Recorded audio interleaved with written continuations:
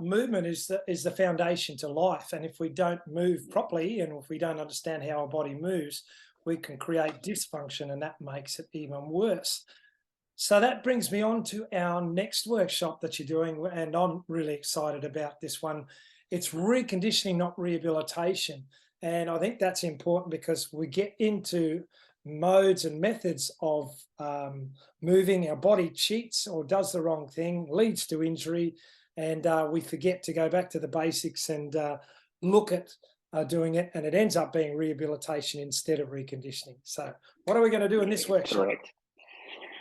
Well, the first thing we're going to do is, you and I both know, Kenny, we've both had a bucket load of injuries over our lives. And we know as we get older, especially coaching people, how people hate rehabilitation or dislike it immensely. And they generally don't stick to their programs when rehabilitation word is used. So firstly, we're going to understand human behavior. We're going to talk about how we change our language, change our outcome, get smart about the way we do things, find the emotional anchor so people now buy into what we're going to do.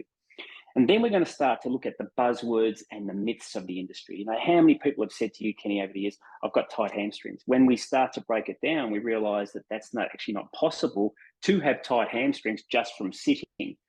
And then, of course, they go and stretch their hamstrings and wonder why their hamstrings are in more pain, because what they're feeling is not tightness. In fact, it's other stuff. But we're going to discuss that on the day.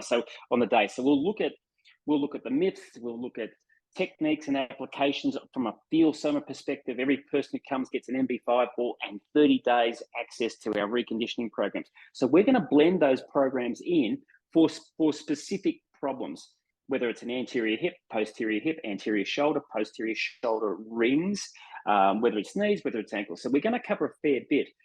And finally, which will happen first, we're going to really look at the awareness factor, Ken, because the biggest thing about most people in our industry is they're that busy giving people information, being there, turning up, that they're actually not aware of their own biofeedback system. What's their own body telling them? And when the body's telling them or giving them biofeedback, what does that really mean? What's the body asking for?